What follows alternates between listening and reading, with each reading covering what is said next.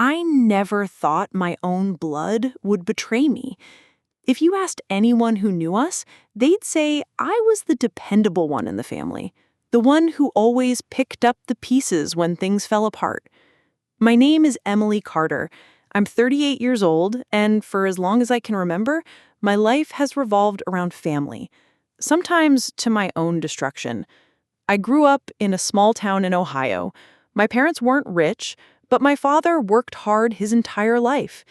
He was a quiet man, not one to waste words, but his actions spoke louder than anything. He built a modest construction company from the ground up, and though we weren't wealthy, we were comfortable. My mother, Sarah, kept the house together, and she always preached about family unity. No matter what happens, family comes first. And then there was Mark, my older brother. 2 years older, louder, sharper, always wanting to be the center of attention. As kids, he could charm the socks off anyone, while I was the quiet, bookish one. People adored Mark. They didn't see the manipulation, the lies, the jealousy that simmered beneath his smile. I did. I always did. But I loved him anyway. Because that's what little sisters do, right? When my father passed away after a long illness, it felt like my whole world tilted. Losing him was like losing the foundation beneath my feet. At the funeral, Mark took control, greeting guests, making speeches, acting like the grieving son everyone expected. I sat quietly, numb, clutching Michael's hand and trying to keep it together for my son, Jason. A few weeks later, I was called into my father's lawyer's office. My mother was there, Mark was there, and I was there. That's when I learned my father had left me something unexpected. He had set aside $100,000 just for me. Not for Mark, not for both of us, just me. When the lawyer read those words, I swear I felt Mark's eyes burning into me. My mother's lips pressed into a thin line, like she wasn't sure whether to be happy for me or worried about how Mark would take it. Me? I was stunned. My father never explained why, but deep down I knew. He trusted me. He knew I'd use the money wisely. He knew I wouldn't waste it. I should have felt grateful, proud even. But instead, I felt the weight of Mark's stare. And I didn't realize it then, but that inheritance would become the match that lit the fire of betrayal. Because just a week later, Mark showed up at my house with a smile too wide and a plan already in his back pocket. And that's when everything began to unravel. Mark came over one evening, uninvited, but acting like he owned the place. Lydia was with him, dressed to perfection as always, her perfume hitting me before she even stepped through the door. Michael gave me a quick look. He never liked surprise visits from them, but I forced a smile. Mark said, using that honey-dripped tone he always used when he wanted something. We need to talk about your future. I laughed nervously. My future? Yes, Lydia chimed in, setting down the bottle of wine she'd brought as some kind of peace offering. Your dad left you such a generous gift, and we don't want to see you waste it. Michael shifted in his seat, crossing his arms. Emily doesn't need you two telling her how to handle her money. Mark ignored him completely. I've been working on something big, Em, a business expansion. Dad would have been proud. It's the kind of thing he always dreamed of. Construction contracts, real estate, long-term investment. You put in the money and you don't just double it, you triple it. My heart fluttered. My father, his legacy. That was Mark's hook, and I felt it sink in. Still, I hesitated. That's a lot of money, Mark. All of it. I don't know if I'm ready to risk that. Mark reached across the table, grabbing my hand like he was some kind of savior. You've always played it safe. Always. But this This is your chance to change your life, to secure Jason's future. Trust me, I would never let anything happen to your money." Lydia leaned in, her eyes soft, almost maternal. "Think about it. College funds, vacations, retirement. Don't you want more than just working yourself to the bone at that hospital?" The words dug deep. I was tired. I did want more. And hearing Lydia say it out loud made me feel like maybe I deserved it. Michael cleared his throat. "Emily, can I talk to you in private?" We stepped into the kitchen. He lowered his voice. "This feels wrong. Mark has a history of bad decisions, and you know it. You can't just hand over everything your father left you." I rubbed my arms, suddenly defensive. "He's my brother, Michael. He said Dad would have wanted this. Maybe this is how I honor him." Michael's jaw tightened, but he didn't push further. He just shook his head. "Don't say I didn't warn you." Back at the table, Mark had already pulled out some papers. "No rush," he said smoothly, "but if you're in, I'll handle everything. You won't have to lift a finger." And against every warning bell in my head, I signed the check. The entire $100,000. At the time, I thought I was making an investment in my future, in my family, in my father's memory. But in reality, I had just handed my brother the knife he'd used to stab me in the back. For the first few months, everything seemed fine. Mark called me almost every week with updates. "Em, things are looking great. We just landed a huge contract in Cleveland." "Emily, you're going to be proud of me. This is going to change everything." Every word he said wrapped around me like a blanket. For the first time in years, I felt like maybe I wasn't just scraping by. Maybe I was part of something bigger. I even caught myself daydreaming. What if the money tripled like he promised? What if Jason never had to worry about student loans? What if Michael and I could finally take that trip we always talked about? Whenever I asked for details, Mark always had some polished answer ready. Lydia would back him up, nodding, smiling, as if everything he said was gospel. Then one evening, I stopped by their house unannounced. Lydia greeted me at the door with that practiced warmth. "Emily, what a surprise!" Mark was on the phone in his office, door cracked open just a bit. I don't know what made me pause in the hallway, but something in his tone caught me. It wasn't the confident, upbeat brother I knew. It was sharp, angry, almost desperate. "No, I told you the money's covered. I got it from my sister. She doesn't suspect a thing. No, I'll get you the rest soon. Just hold off, all right?" My heart dropped. I pressed my back against the wall, my chest tight. Did I hear that right? She doesn't suspect a thing? Lydia's heels clicked behind me. I jumped, trying to look casual. She smiled too sweetly. "He's busy with a client. Come on, let's sit in the living room." But the look in her eyes, it was quick, sharp, like she knew I'd heard something.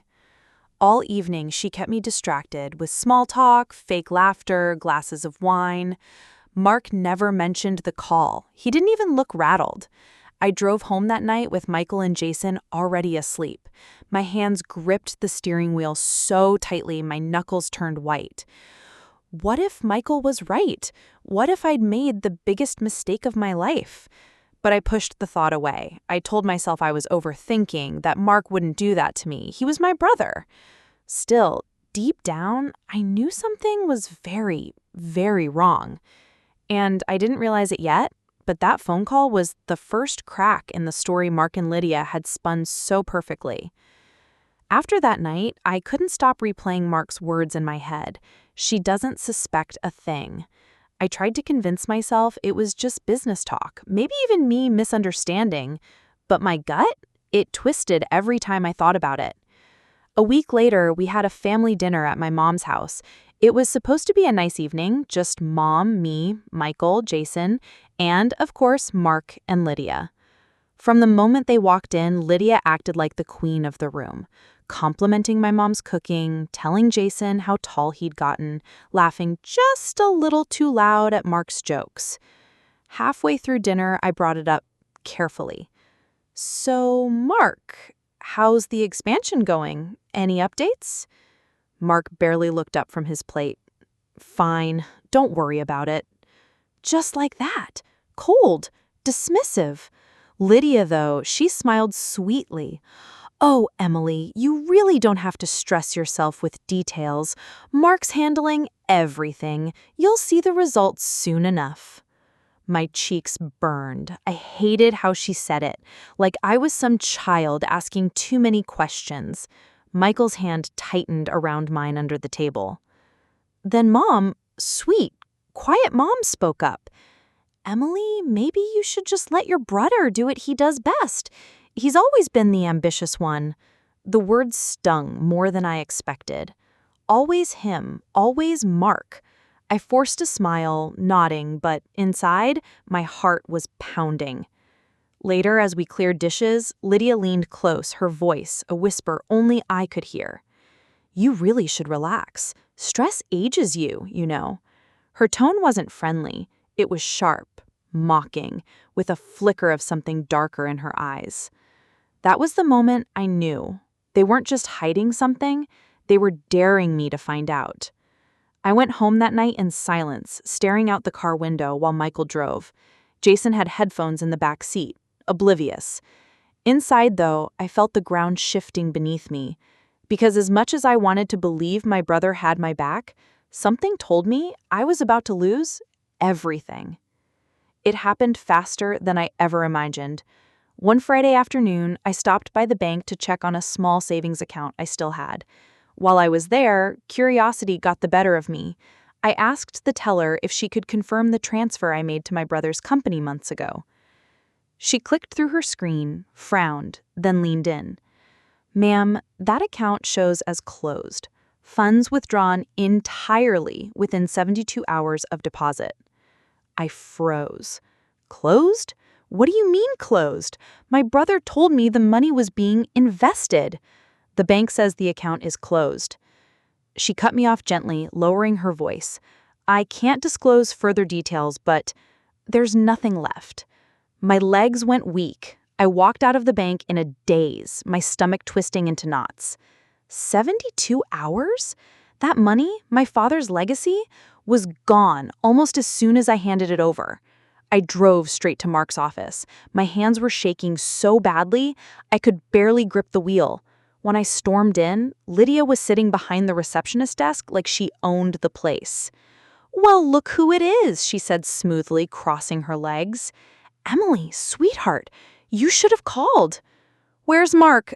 My voice cracked, but I stood tall. She gave me a sly smile. Busy. What's the emergency? I slammed my hands on the desk. The money, Lydia. Where is it? Don't play dumb. I know it's gone. Before she could answer, Mark stepped out of his office, cool as ever, adjusting his tie like nothing in the world was wrong. Emily, he said, his voice calm, you're overreacting. Overreacting? My chest tightened. You told me my money was invested. The bank says the account is closed. He sighed, rolling his eyes like I was an annoying child. Business is complicated. There were expenses, timing issues. You wouldn't understand. Don't talk to me like that. My voice broke and I could feel tears stinging my eyes. That was my future, Mark. Dad left it for me. You promised. Lydia stood now, arms folded, a smirk tugging at her lips. Honestly, Emily, you should be thanking Mark. He's been working day and night. If the money's tied up, it's only temporary. I shook my head, staring at them both in disbelief. Temporary?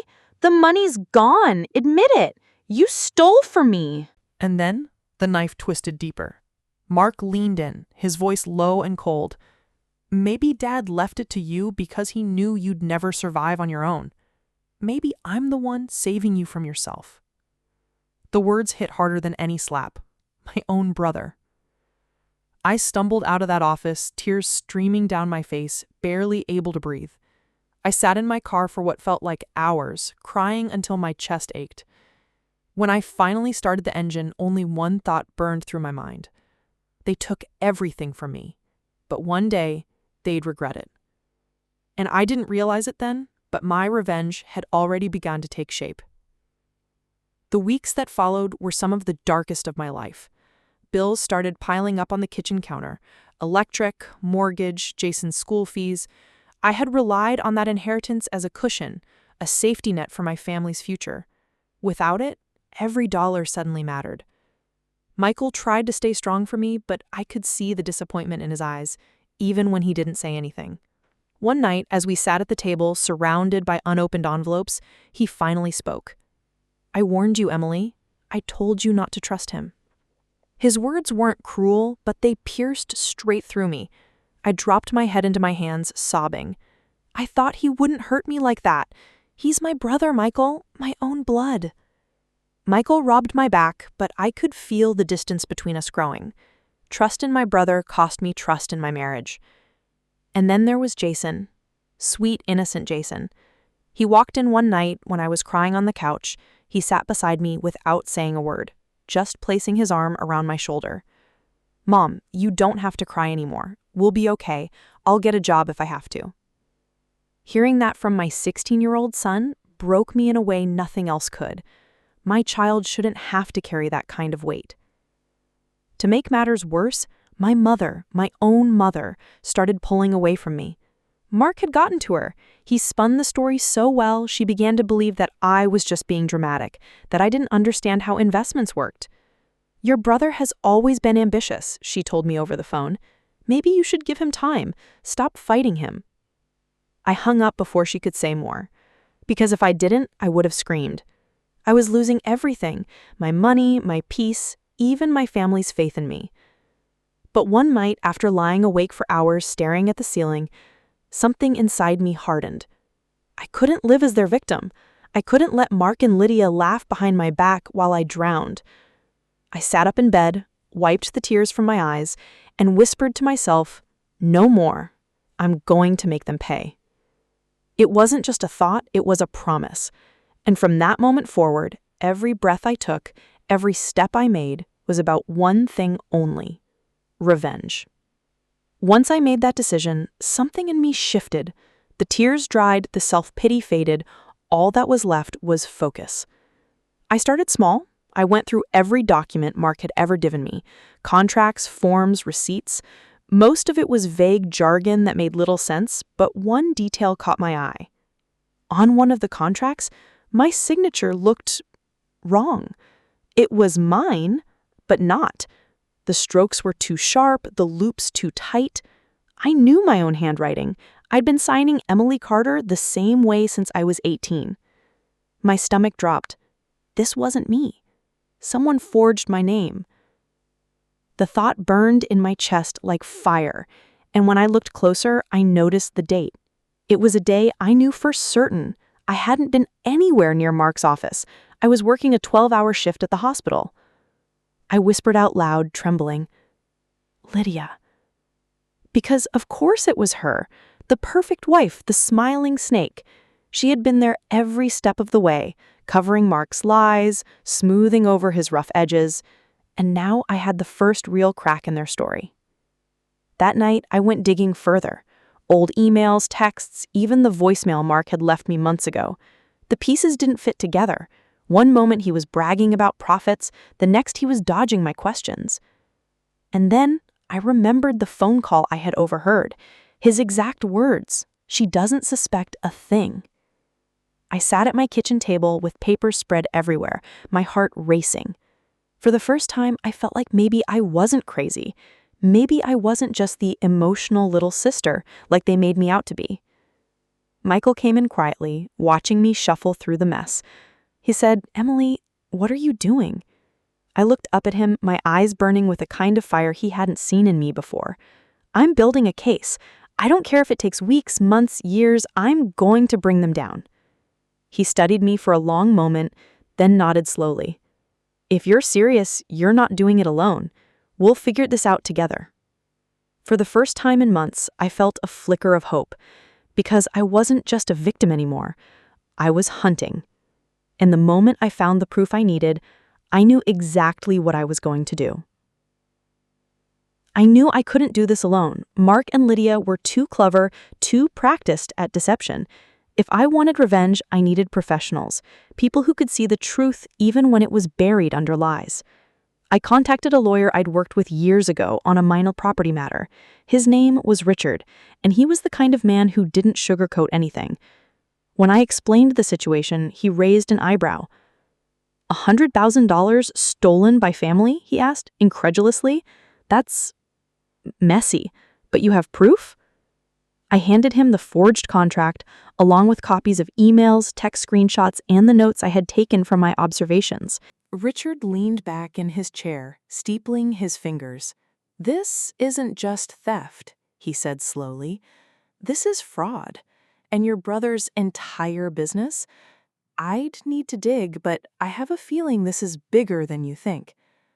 I remember feeling a rush of adrenaline, like a lifeline had been thrown into the dark waters I'd been drowning in. Over the next 2 weeks, I worked closely with Richard and a private investigator he recommended. We followed Mark and Lydia's accounts, traced every transfer, every suspicious expense. Every lead confirmed my worst suspicions. Mark's construction company was a front. Contracts that looked real were fake. Shell companies hidden behind layers of deception. Lydia had been orchestrating it all, manipulating Mark and the papers while smiling like a saint to everyone else. The final piece came when the investigator found a series of emails between Lydia and a third-party consultant. In them, she explicitly mentioned making sure Emily never suspects a thing and getting her money in fast before she catches on. I stared at the screen in disbelief. The evidence was undeniable. Lydia had forged my signature, funneled my inheritance into her schemes, and orchestrated Mark's lies. For the first time in months, I felt the scales of power tipping back in my favor. I called Michael that night, my voice trembling with excitement. "I've got them. I know exactly what they've done." He didn't respond at first, just let me speak. And when he finally said, "Then let's make them pay," I realized something. This wasn't just about money anymore. It was about justice. I smiled. A real hard smile. For the first time in a long time, I slept that night without crying, because I knew the next step would shake them to their core.